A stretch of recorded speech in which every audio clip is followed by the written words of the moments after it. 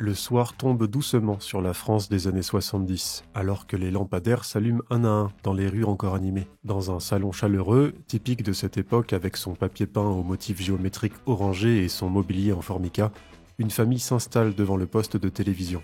Le fauteuil en sky craque légèrement sous le poids de papa, tandis que maman arrange les coussins du canapé. Les enfants, encore en habit d'école, s'assoient en tailleur sur la moquette épaisse. Cette moquette si caractéristique des intérieurs des années 70, dans des tons bruns chaleureux qui donnaient aux pièces une atmosphère cosy. Le petit dernier tourne délicatement le bouton de la télévision pour l'allumer. L'écran s'illumine progressivement. L'image en couleur, encore une nouveauté pour beaucoup, révèle un monde de promesses et de rêves à travers les publicités qui défilent. Ces instants précieux, gravés dans la mémoire collective, racontent bien plus qu'une simple histoire commerciale. Ils témoignent d'une époque où la publicité savait parler au cœur des Français.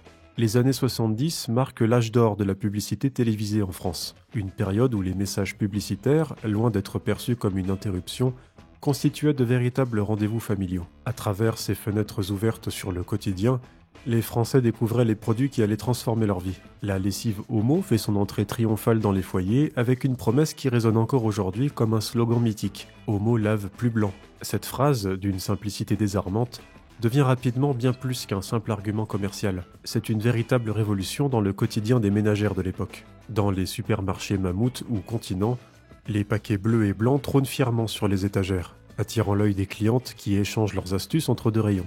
La publicité télé fait son apparition aux heures de grande écoute, notamment avant et après la séquence du jeune spectateur ou pendant les pauses de l'île aux enfants. Ces mots simples s'accompagnent d'images fortes, des draps immaculés claquant au vent dans un jardin ensoleillé, des chemises d'une blancheur éclatante et des enfants jouant sans crainte de se salir. La marque ne vend pas simplement un produit, elle propose un idéal de propreté.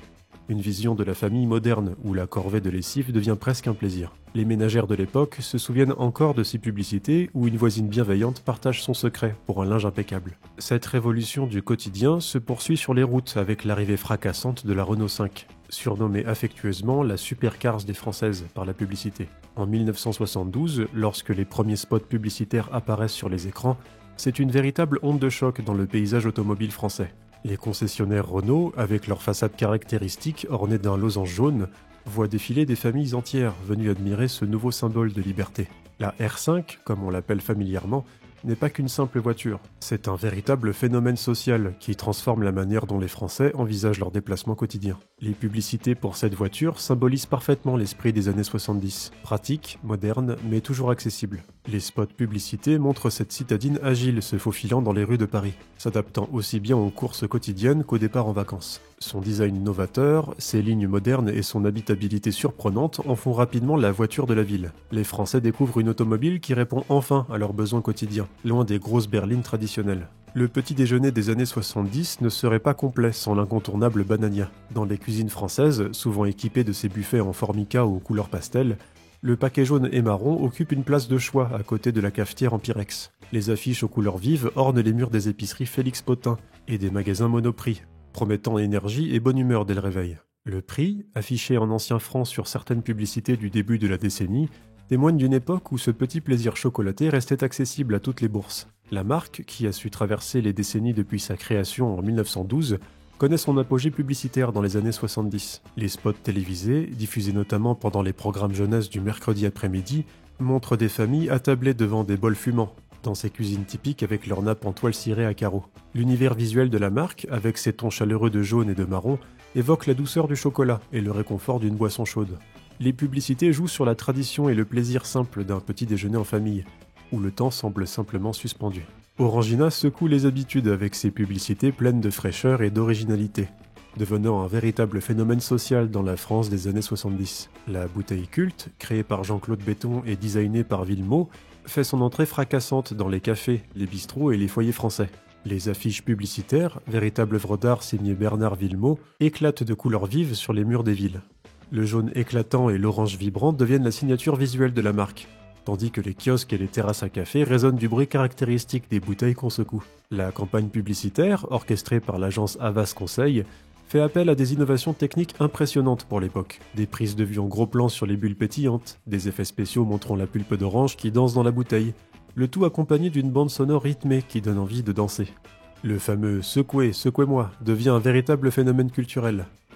Les spots montrent des scènes estivales où la bouteille caractéristique, avec sa surface granuleuse, devient le centre de l'attention. La pulpe orange, élément distinctif de la marque, est mise en avant comme un gage d'authenticité. Les Français découvrent une nouvelle façon de se rafraîchir, plus naturelle et plus vivante. Le café grand-mère s'invite dans les foyers avec une approche publicitaire qui mise sur l'émotion et la tradition. Un café nommé Désir résonne comme une promesse de moments chaleureux. Les publicités montrent des scènes familiales authentiques, où l'arôme du café fraîchement moulu rassemble les générations. La marque joue sur la nostalgie du café de nos grands-mères, sur ces instants précieux où le temps semblait s'arrêter autour d'une tasse fumante. Les jouets mécanos représentent l'imagination et l'ingéniosité française. Les publicités montrent des enfants concentrés, assemblant avec fierté des constructions de plus en plus complexes. Les parents y voient un investissement éducatif, tandis que les enfants rêvent devant les possibilités infinies qu'offrent ces boîtes de métal. Les spots publicitaires mettent l'accent sur le développement de la créativité et l'apprentissage par le jeu, des valeurs qui résonnent particulièrement dans ces années de progrès. Danone révolutionne l'univers des produits laitiers avec des publicités qui mettent en avant la santé et le bien-être. Les yaourts deviennent plus qu'un simple dessert. Ils sont présentés comme un élément essentiel d'une alimentation équilibrée. Les spots montrent des familles heureuses partageant ce moment de plaisir sain, avec le fameux pot blanc qui devient un symbole de qualité. La marque construit son image autour de la fraîcheur et du naturel, des valeurs qui commencent à prendre de l'importance dans la société française. Harry's apporte un vent de modernité dans les cuisines françaises. Les publicités pour ce pain de mie américain promettent praticité et nouveauté. Les spots montrent des sandwichs parfaits, des toasts dorés, une nouvelle façon de concevoir le pain qui séduit particulièrement les jeunes générations. La marque symbolise l'ouverture de la France aux influences internationales, tout en s'adaptant aux goûts locaux. Panzani transforme la cuisine italienne en une expérience française. Les publicités célèbres mettent en scène des familles nombreuses partageant de généreux plats de pâtes, dans une ambiance chaleureuse et méditerranéenne. Les couleurs vives des tomates, le jaune doré des pâtes, tout évoque l'authenticité et la convivialité. La marque réussit à faire des pâtes, alors considérées comme un plat étranger, un élément incontournable de la cuisine familiale française. Bibendum, le personnage emblématique de Michelin, continue son règne sur les routes de France. Les publicités le montrent bienveillant, protecteur, garantissant la sécurité des familles sur les routes. Son apparence sympathique masque un message sérieux sur la qualité et la fiabilité. Les affiches et spots publicitaires jouent sur l'humour et la confiance, faisant de ce personnage un véritable ami des automobilistes français.